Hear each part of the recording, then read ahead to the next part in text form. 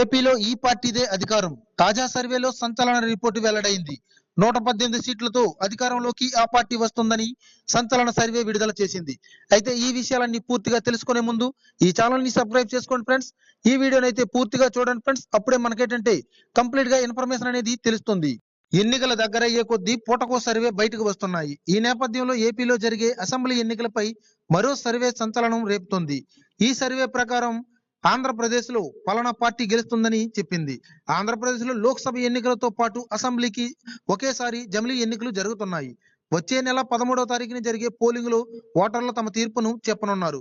ఈ నేపథ్యంలో 2024 ఎన్నికల్లో ఏపీలో పలు సర్వే సంస్థలు తాము చేసిన సర్వేలను ప్రస్తావిస్తున్నాయి. దేశంలోని ప్రముఖ సర్వే సంస్థలు 80% ఏపీలో అధికారంలో ఉన్న వైసీపీ గెలుస్తుందని తెలిపాయి.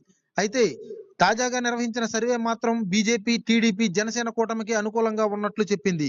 తాజాగా జన్ లోక్ పోల్ నిర్వహించిన సర్వేలో మాత్రం ఏపీలో కూటమి వైపు ప్రజలు మొగ్గు చూపుతున్నట్లుగా పేర్కొంది. వీళ్ళు మార్చి 15 నుంచి ఏప్రిల్ 15 వరకు ఈ సర్వే చేసినట్లు చెప్పుకొచ్చారు. శాంపుల్ సర్వే మాత్రం పేర్కొనలేదు. ఇప్పటి వరకు ఏపీలో ఎన్నికలు జరిగితే ఎన్డీఏ కూటమికి 118 నుంచి 120 సీట్లు వచ్చే అవకాశాలు ఉన్నట్లుగా తెలుస్తోంది.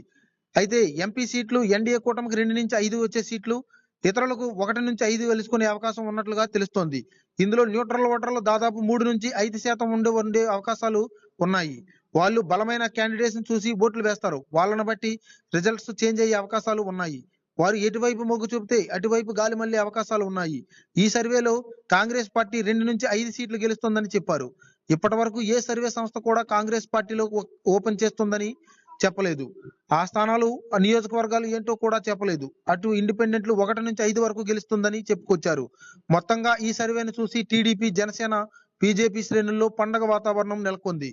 అయితే ఈ సర్వే ప్రకారం ఏపీలో ఎన్డీఏ కూటమికి 18 ఎంపీ సీట్లు, వైసీపీకి 7 ఎంపీ సీట్లు, తెలంగాణలో 8, కాంగ్రెస్ కి, బీజేపీకి 5 ఎంపీ సీట్లు, బీఆర్ఎస్ కి 3 ఎంపీ సీట్లు గెలిచే అవకాశాలు ఉన్నాయని తెలుస్తోంది.